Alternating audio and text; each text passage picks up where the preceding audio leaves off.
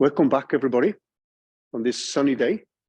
Finally, we have some sunshine, and it's almost bad to be inside. The topic today is a continuation of what we did on Monday, and we are going to look at the analysis of these resonances and the oscillations and how we can understand it in terms of the solutions, both the analytical ones and the numerical ones. And then what we are going to do next is to try to link this with the next homework. So in the homework, you have one exercise, which is more a kind of review of what you've done till now. And then there is a numerical exercise and analytical exercise about harmonic oscillations. And this is the kind of things we want to link the theory with today, and in particular, which kind of parameters I should choose and what the different parameters actually mean from a physics point of view. And if we get time, we will say something about Fourier analysis, which is a very interesting mathematical theory, which is widely used when you have systems like these with harmonic oscillations, because you have periodic functions, and these periodic functions can be approximated with a series of sines and cosines. And Fourier's theorem is actually a beautiful theorem, which tells you that you can approximate basically any function with sine and cosines. And it's particularly well suited for functions which repeat themselves periodically. But you can actually approximate a function like x by a set of cosines and sines. And we're going to see that as an example a little bit later today. But the thing I wanted to do was more to summarize what we've been doing and how we can analyze and understand the results, and then interpret that in terms of both the analytical solution and the numerical results which we're going to get. And the homework, the largest exercise, the one which gives 60 points, actually deals with that. And if you wish to hang around after the lecture, there's nobody coming, and you want to discuss the homework or any other thing you'd like to bring up, I mean, I'm just around here till 5 o'clock in the afternoon. So if you have questions and whatever. So again, after every lectures, you will find the links to the videos, the handwritten notes, etc., etc. So let's get started. So I'm just going to go to the whiteboard immediately, and then just remind ourselves a little bit about what we did on Monday. And then we are going to link this with the homework. And hopefully that is going to help a little bit more when we solve the homework here. And then if we get time, we will say something about Fourier's theorem and the Fourier analysis applied to harmonic oscillations. So let's switch to the whiteboard. And we're going to stay with that for good fractions of the day today.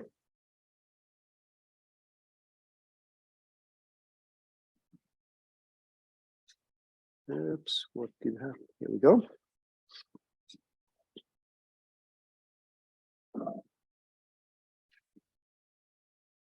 So the thing which we did on Monday was just to remind ourselves about the differential equation which we had. And in this particular case, we have a differential equation with the acceleration term, and we are just in one dimension, which suits me pretty well.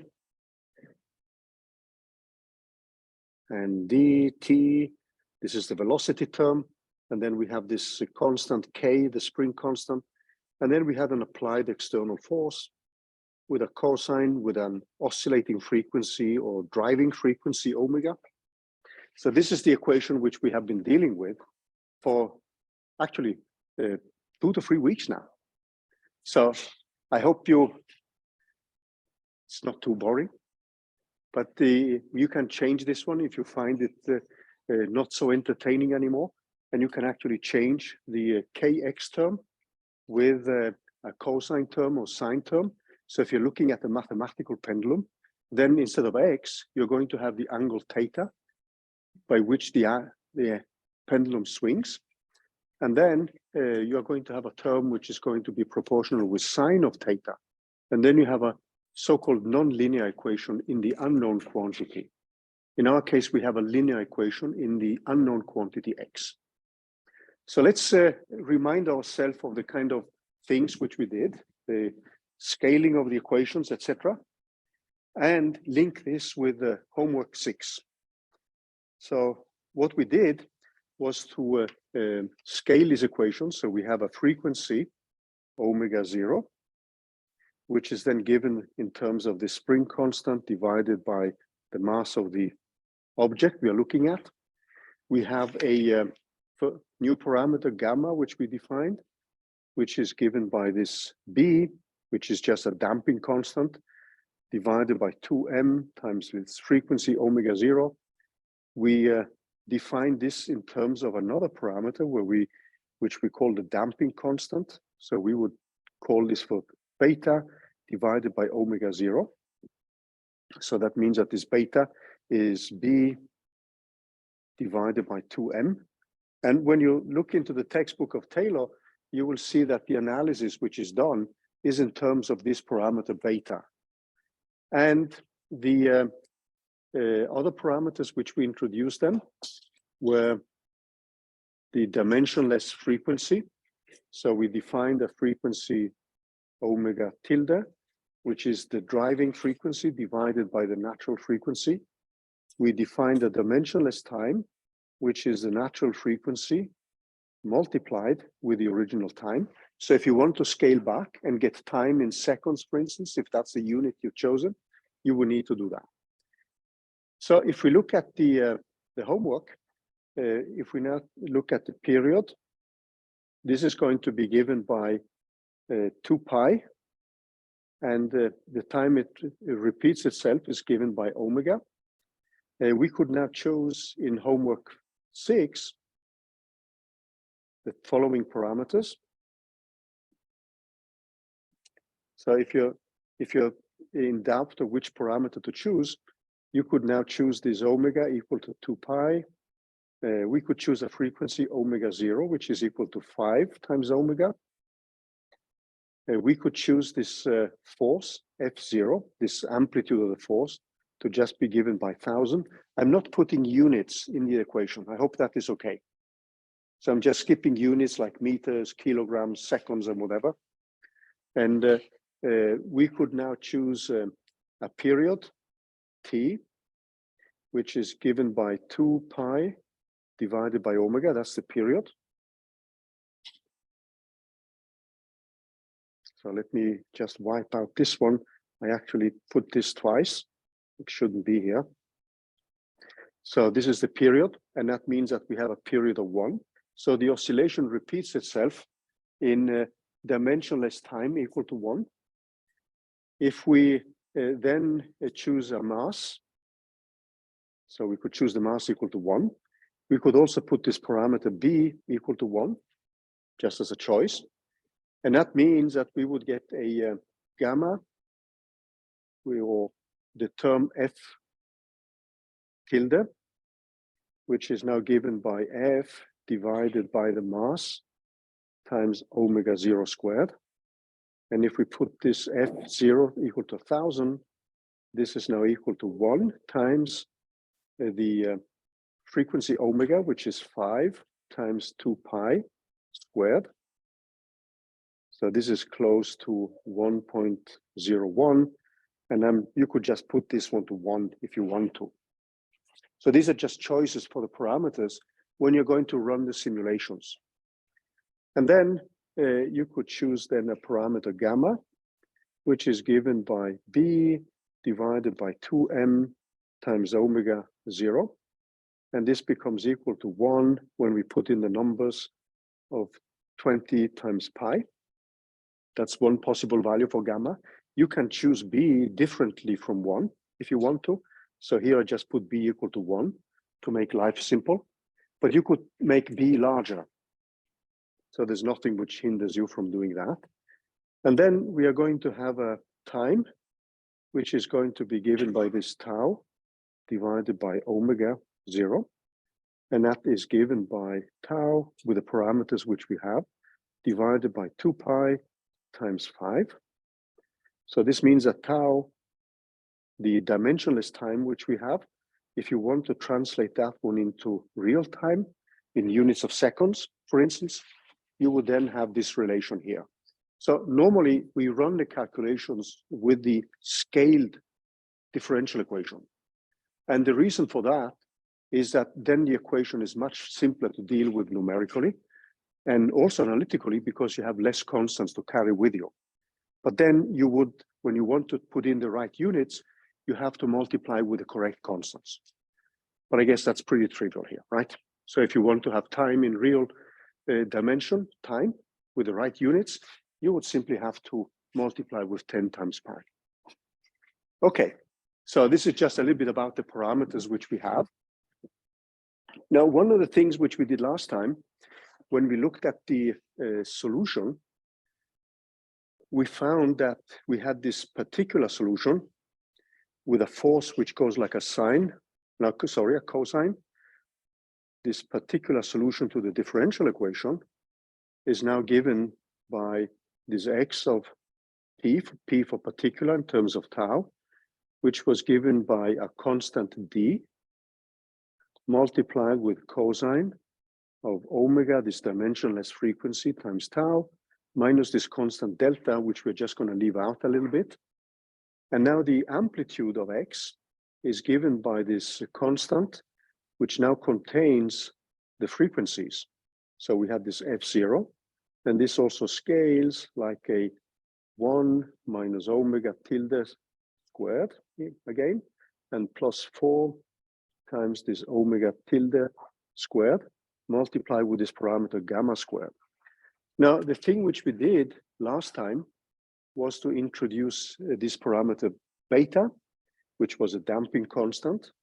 So we said that beta was given by b divided by 2 times n, and is normally called a damping constant.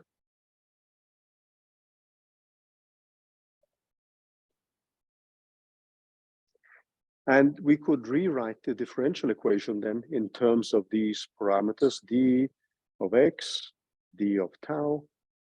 We had this plus 2 gamma, and then we had dx of d of tau plus x is equal to this force with the dimensionless constant f0 tilde, and then we had a cosine of omega times tau. So this is a differential equation we are going to use to find the force.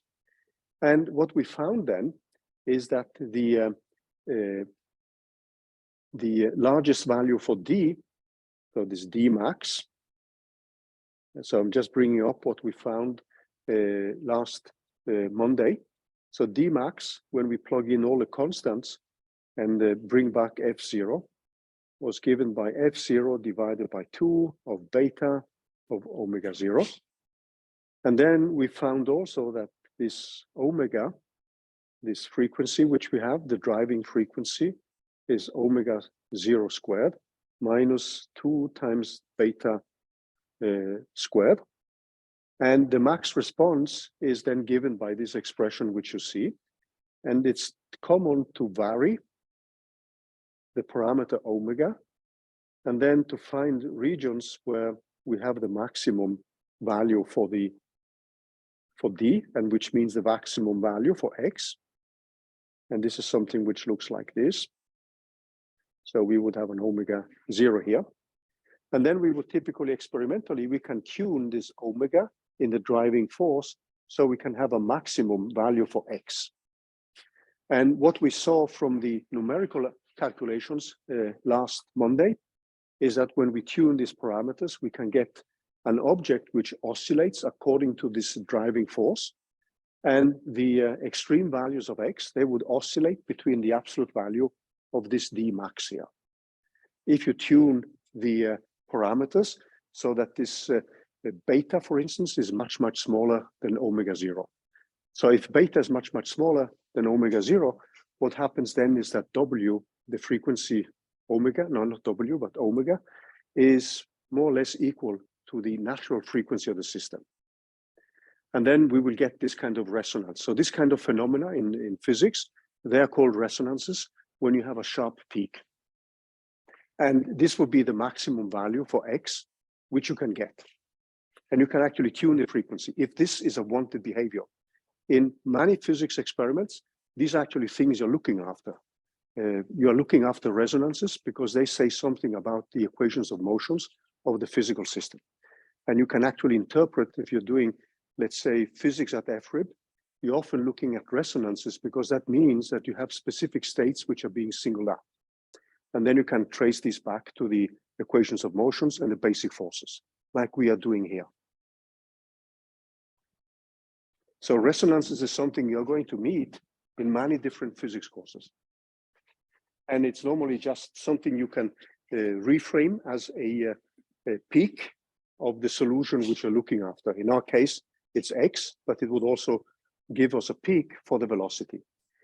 So what you see then, as if we look at this equation here, so if beta is much, much smaller than omega 0, what happens then is that the driving frequency is close to the natural frequency of the system. What we can say then, if we just put in some words here, so as this beta decreases, this is a damping constant, as it decreases, the resonance peak gets sharper and sharper. The peak, and this is normally called the resonance,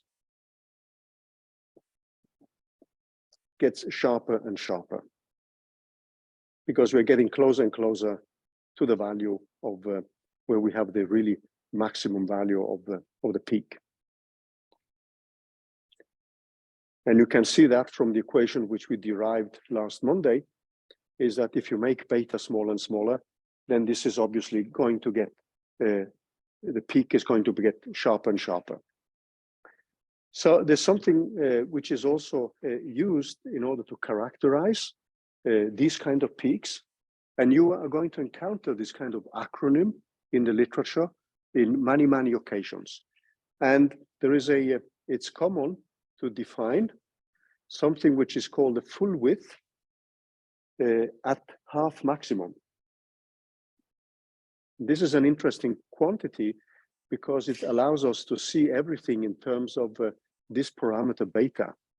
So common to define in the analysis, and you will see that also in the textbook of Taylor, define a quantity which is called the quantity called, and this is called the full. So F width, and then it's at half maximum.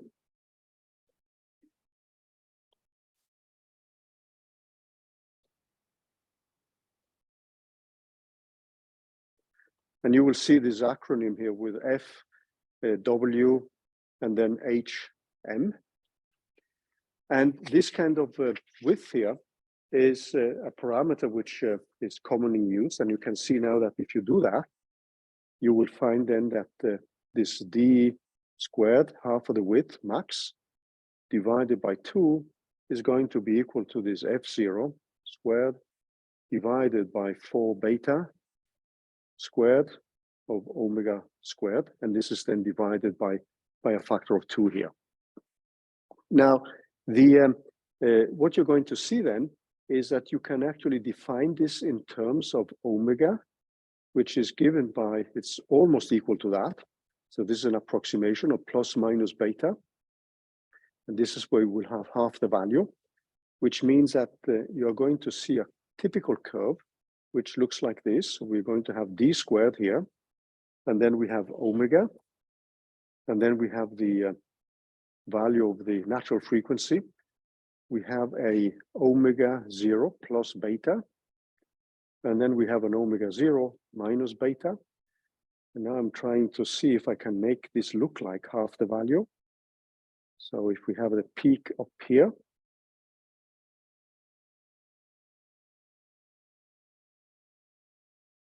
now you see my drawing skills are not very good actually. So this is half the value. And the distance here is obviously 2 beta.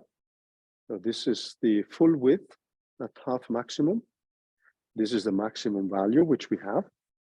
And typically this is something that oscillates around this omega 0. And the sharpness of the peak is then related by the ratio of its width, which is given by 2 beta, to its position. And if we want a sharp resonance, then what we need to do is actually to tune this parameter beta. So if we want a sharp resonance, if we want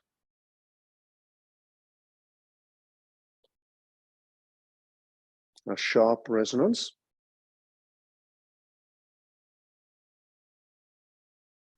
what happens then is that we need to tune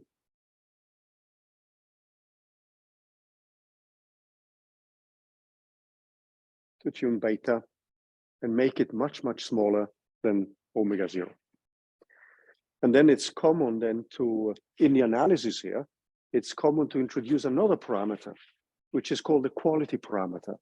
And I'm just bringing up these kind of quantities because you will often encounter them when you're looking at systems which exhibit resonances. So if you now were to analyze a pendulum, you would also make a similar analysis. And if you go back into the textbook of Taylor, you will actually see that I've actually stolen most of the information which you see on the whiteboard here from the textbook. And it's a pretty common analysis which is made. So if you're interested in waves and motion, this is something you will see again and again in different physics courses.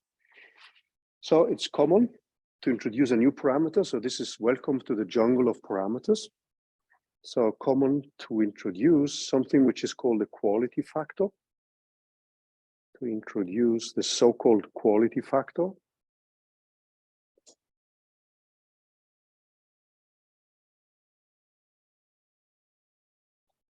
And you will see shortly why it's called the quality factor.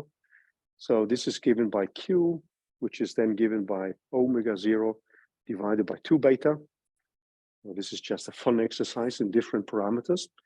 So a large Q means simply that you have a very narrow resonance. Large Q means narrow resonance.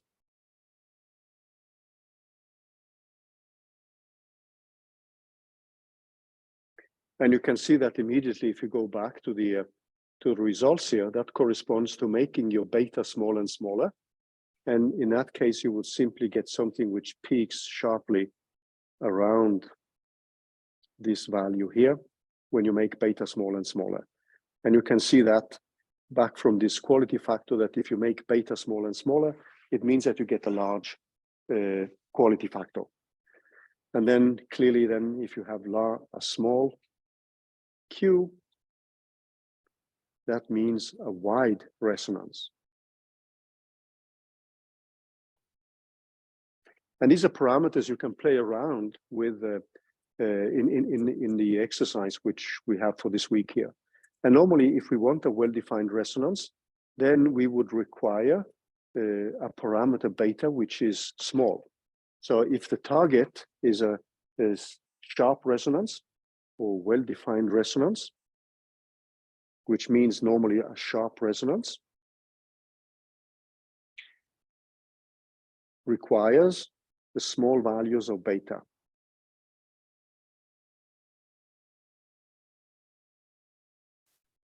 That means that you need to tune, for instance, the mass and also the friction term here. Now, if you want to relate this to some known quantities, you could think of a grandfather clock.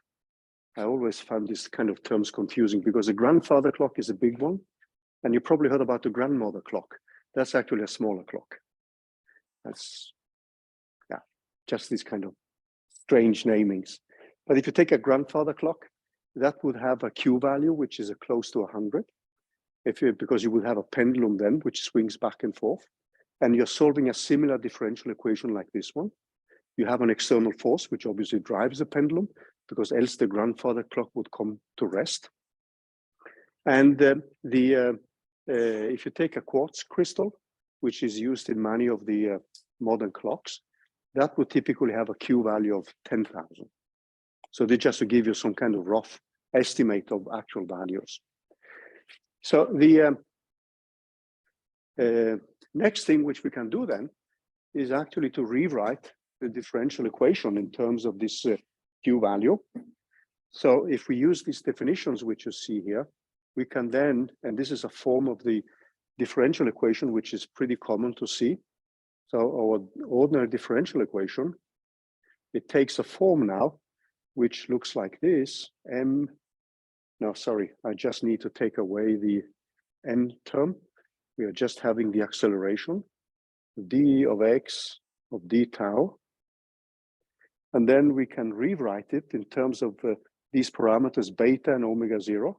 So we will get 1 over q, and then d of x of d of tau plus x. And this is equal to the driving force, which is this f0 times cosine over an omega tilde times tau here.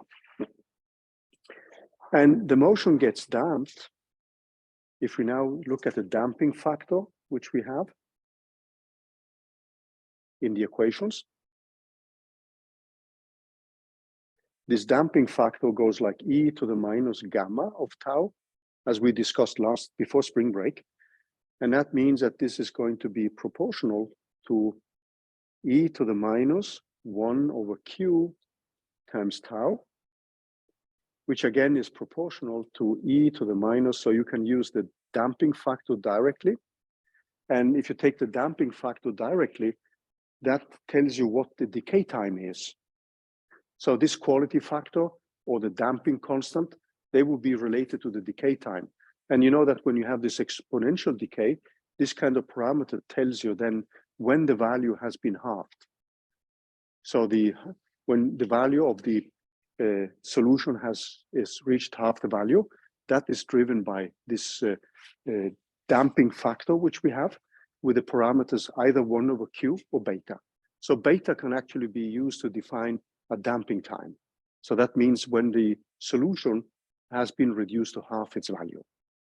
If you're thinking of exponential decay, then this would correspond to the case when you have half of the particles left again, half of the particles which haven't decayed. I guess you've seen the exponential decay equation in modern physics, right? Goody. So these are the kind of analysis you can then make when you're looking at the damping term. And when you now go into the exercise, which we have, we will look at the cases with the critical damping, overcritical damping, no, over damping and under damping. And when you have the under damping case, it's still going to oscillate a little bit till it comes to rest. And how fast it comes to rest is then given by this Q factor or this damping constant beta. And these are things which you will see when you solve the equations either analytically or numerically in this case here. Any questions so far? Okay, so for the homework, we can just keep discussing these things on Friday. So we're going to use Friday just to solve the homework. But I just wanted to ask you one thing. If you look at the equations which we have, and if you go back to the midterm and what we did before the midterm, we were pretty obsessed with energy conserving systems, right? So if you look at the system you have here, would you expect the energy to be conserved? What is your feeling here? No, I see most people are saying no, because we have this damping factor. So the system dissipates energy. So the damping factor, which now is velocity dependent, means that the kind of methods which we have developed, like Euler-Chroma or the velocity Valère to solve the systems, they can still be used, but they're really tailored to energy conservation. So what we would be interested in now, when we are solving this type of equations, are actually numerical methods which have a better accuracy when it comes to the parameter delta t. So when you've been using Python, you probably called a package which is called ODINT, right? Does that ring a bell? That means ordinary differential equation integrator. So it's a kind of black box, but the thing which I want to do now is actually to bring in one of the methods which is widely used in solving this type of equations.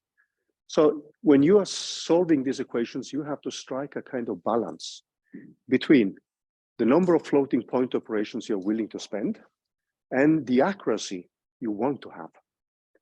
So when you solve equations like these ones, which dissipate energy, what we often want then is to have a higher accuracy when it comes to the numerical method. So remember now that when we did the velocity Valère or the Euler method, we had a truncation in delta t. So we stopped at either the first derivative or the second derivative in a Taylor expansion. This was the basic. All these methods are based on Taylor expansions, nothing more than that. Now, when you solve this type of equations, on the other hand, you may not be interested in energy conservation because the system dissipates energy, but you would be interested in having something which is numerically stable. And then there is a set of methods which you may have heard of, Runge-Kutta method. Do they say something? Have you seen the derivation of those?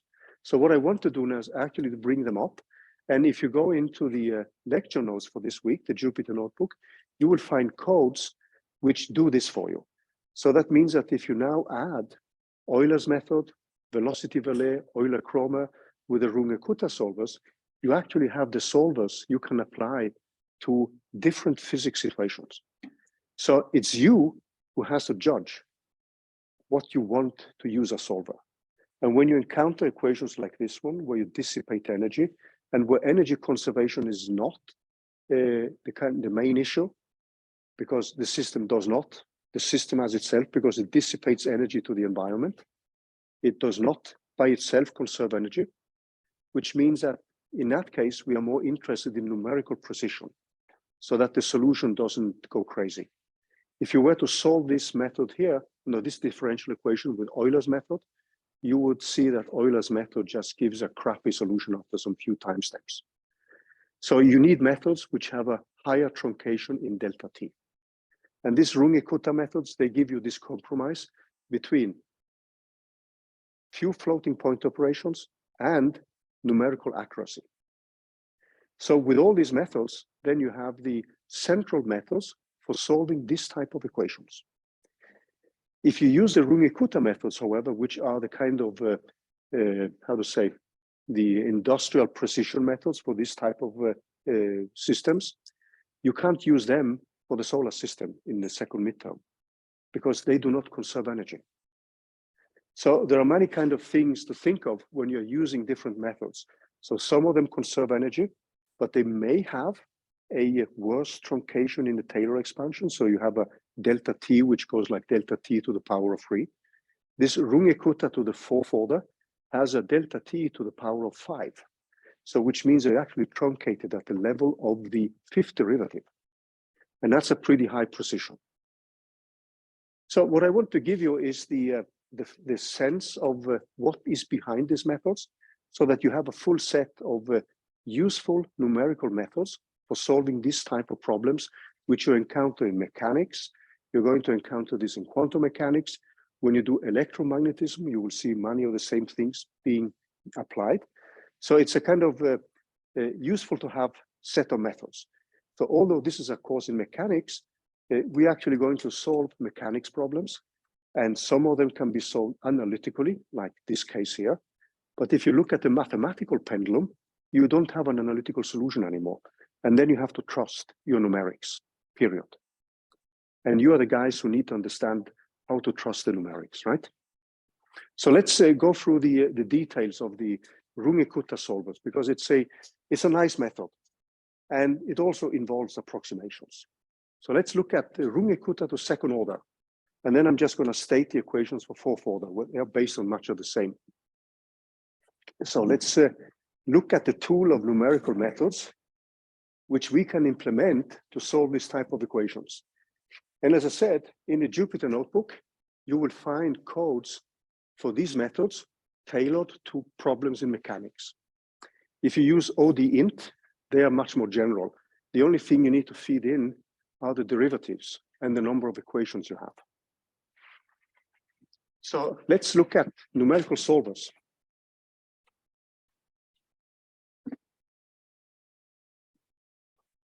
So more on numerical solvers, or more ODE solvers.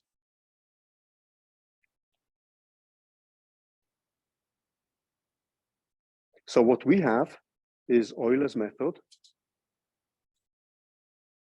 That doesn't conserve energy. That's no energy conservation. And it's pretty bad. I don't recommend using that for any of the systems we are studying. unless you make your time step extremely small, which means that you need tons of cycles. And then we had this simple modification, which was Euler-Chroma. That conserves energy.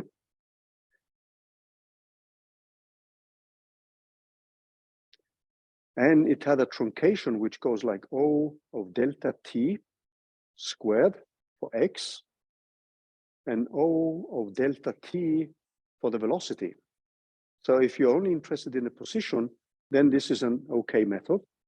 And then we had the velocity Valère, which again was just a manipulation of Taylor expansions. This method is also called the leapfrog method, which is a much funnier method name actually. And this has a truncation which goes like delta t cubed for both x and v. And it conserves energy. So when you're dealing with a solar system and you find that your force is a force which conserves energy, then you could use either Euler-Chroma, which is more than sufficient for what we want to do in this course, or as many of you did in the midterm, you can implement the velocity Valère method. And the velocity Valère method is actually an industrial standard when you're running molecular dynamics calculations in material science, just to give you an example. So the next methods which we are going to look at is a family of Runge-Kutta methods. And there are many of them, of RK methods, RK for Runge-Kutta. So RK stands for Runge-Kutta. So the basics here is about dealing with numerical integrals. So let's see what the basic mathematics is. The mathematics is not difficult, by the way. So don't be intimidated by the what is going to come now. So the differential equation which we have, a typical one, is now given by f of t or y. And if you think of f as the acceleration, then y could be the velocity, right? Or if y is the position, then f is the velocity, right? So these are the kind of differential equations which we deal with. Now, what you could use now is something which is called the fundamental theorem of calculus, where you integrate up. Actually, when you look it up, there are many fundamental theorems of calculus. So then you have to ask, which one are you thinking of? So, but now you can integrate up from a value t0 to a new value. Now, in our case, we are going to look at the discrete steps. And we know that when we integrate up at a new time step, so I'm going to define a time t of I plus 1, which is t of I, a given time, plus this delta t. And then t of I is a previous time step. What I'm going to have then is a solution y of I when I integrate up. Well, this is going to be given by y of I at the previous time step. So y of I is the same as y at the time step t of I. And this is plus the integral from t of I to t of I plus 1 of this function f at t and y integrated over dt. So this is just the equation you would get when you integrate up this equation here from a limit t of I to a limit t of I plus 1. So this is just called one of these kind of fundamental theorems of calculus. Are you okay with that equation? We've used that many times, like when we calculated the velocity with the acceleration. Now, the whole trick here is the way you treat that integral. So how many of you have in CMSE 201, and I know that some of you have taken 202, how many of you have seen approximations to integrals? Okay, so if I say a method like the midpoint rule or the trapezoidal rule, does that ring a bell? Okay, so Runge-Kutta to second order is actually approximated that integral with a midpoint rule. And I'm going to show you what it means. Runge-Kutta to fourth order is actually a famous TV series. No, it's just joking. It's Simpson's method. So it's not the Simpsons, but Simpson's method, which gives you a higher order truncation for the integral. So the Runge-Kutta to second order means that you approximate that integral with something which is called the midpoint rule. And I'm going to show you what that means mathematically and graphically. So we are going to call this RK2. And this RK2 means that we approximate, and I'm just going to put the equality sign because I'm keeping the truncation error. So I take this f of t of y of dt, and this is going to be given by a delta t multiplied with f at the midpoint. So it's going to have a t of I plus a half time step. And now it's computed with y at the same time step, plus a mathematical truncation error, which goes like delta t to the power of 3. So this midpoint rule is actually pretty simple. It's called a rectangular rule as well. So it's called the midpoint rule. And to understand it, just think of a graph which you're setting up. So this is the curve you want to integrate. This is your function f of x. And you want the area under that curve. So what you're doing now, you're approximating everything with triangles. So you start with a t0. This would be a t0 plus 1/2 times delta t. This would be a t1. And then you have a new midpoint, which is t half plus 1/2 delta t. So these are the midpoints. And that means that you calculate the function value at this midpoint. And then your area is simply now given by this triangle, which is given by, so the distance here is just delta t. So it's delta t times the function value at the midpoint of t of I plus 1/2, and then I have y of I plus 1/2. So that's the midpoint rule. So if you want the whole area, you simply calculate all these rectangles at the midpoints, and then you add them up. So it's a pretty simple method. A slightly better one is the trapezoidal rule, which many of you have encountered. If you want to have an error which goes like delta t to the power of 5, then you approximate the function inside the integral with a second order polynomial.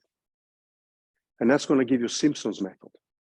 And that gives a better approximation and leads to Runge-Kutta to fourth order. And when you've been using this ODINT package in Python, you've probably seen this acronym popping up using RK4. And that's the kind of method which is being implemented by default. And as I said, it's a kind of industry standard. When you solve this type of equations in many, many applications, it's the Runge-Kutta to fourth order which is being used. Now for us, what this means now is that y of I plus 1 is going to be equal to y of I. And remember now that this is an approximation because I leave out these other terms. It's going to be y of I plus delta t times f of t of I plus 1/2 and y of I plus 1/2 here. This is the approximation which we're going to make. Now, if you look at this equation here, you would typically start integrating from a t0. So you know the function value at t0. You know y at t0. But if you look at the equation which you have here, there's something which doesn't look that easy. Can you see, if you look at the equation here, if there's something which you would need to do something with? There is a dependence on something which we cannot calculate immediately. Does anyone see that, if you admire these lovely equations here? If you look at the equations here, when you start integrating, you would start with y0, which is known. That's your initial condition. You know that value. But then you need this midpoint. Do we have the midpoint? No, we don't. Now, when you don't have something, what's the simplest possible method you can use to get it? You can use that, but there's a famous method which we listed up in the beginning here. to get the value at half a time step ahead. This is Euler's method, right? Is that what you meant? Okay. No, you would use Euler's method. When you don't know the value, you approximate it with Euler's method. And there's a nice geometrical interpretation here. And let me just show you that one. So we don't know this value of y of I plus 1/2. And when we don't know it, we just use the simplest possible thing we can, which is Euler's method. Let's do that. So the unknown quantity now is y plus 1/2. And then we just use Euler, which then simply says that y plus 1/2 is going to be equal to y of I plus delta t multiplied with the derivative at t of I of y of I. That's as simple as that. Then we have a guess for it. And what we do then is to define a constant. So I define K1, which is going to be given by delta t times this f of t of I or y of I, which we can calculate. So this is just this is the derivative of y at this point, which means that it's just the slope of that point. And then what I'm going to do now is to define a new quantity, which I'm going to call, so this should actually be delta t half here, like that. So I define a new quantity of which I call K2, which is now going to be given by delta t of f of t of I plus 1/2 plus this, oh, sorry, not plus here, but comma. And now I can estimate the value at the half point, at the midpoint, as K1 divided by 2. So this y of I plus K1 divided by 2 is going to be my approximation to y of I plus 1/2 here. And this is the way I would use Euler's method. So that means that my final value, y of I plus 1, is simply given by this y of I plus this parameter K2. And I have a truncation which goes like delta t cubed. That's the mathematical truncation which I make in this specific case. And you can understand this geometrically in the following way. So if we now make a plot in terms of t, so I would have a t of I have a t of I plus 1, and then I have this midpoint of t of I plus 1/2. And then I have my function value. So this is known. So this is my y of I. And at y of I calculate the slope. So this is K1. So suppose now that the function looks like this, something like this. So we want this value, we want this value. So what we are doing then is that we calculate this slope here and we make a prediction. So we get here. And then we calculate the slope again. So what we do next is that we calculate a K2, which is this value for the slope. And hopefully then we can then get down. So this is the prediction we make, y of I plus 1/2. And then we make a prediction and perhaps we get here. So this is our value, which is y of I plus 1. So geometrically, what we are doing now is we are calculating the slope at a point we know. We use that one to calculate the position at the midpoint. We recalculate the slope, and then we make a prediction for the final point. That's a geometrical interpretation of the method we are implementing. And this leads to Runge-Kutta to second order. Now, Runge-Kutta to fourth order means that we are going to calculate the slope twice at the midpoint and make a prediction for the final point. So this is just a modification of Runge-Kutta to second order. So if you've gotten the basic overarching message here with the second order method, the 1 to 4th order is just us refining the slopes at the midpoint. And you're using another method, which is called Simpson's method. And I'm going to sneak in. I see now my time is over. This is actually some of the topics which I really love. I can just go off on a tangent, which never converges to any point. But I'm going to sneak in 5 minutes just to conclude this on Friday. And then we use the rest of the time on Friday to solve the next homework. But if you wish to hang around today, if you have time for that, feel free and discuss whatever you'd like to do. Okay, guys, good to see you again and see each other on Friday.